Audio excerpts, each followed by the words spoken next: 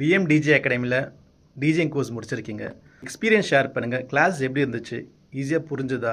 இப்போ உங்களுக்கு ஒரு கான்ஃபிடென்ட் இருக்கா? ப்ராப்பராக டிஜேயிங் பண்ண முடியும், நிறைய ஷோஸ் இருக்க முடியுன்ற கான்ஃபிடென்ட் இருக்கா?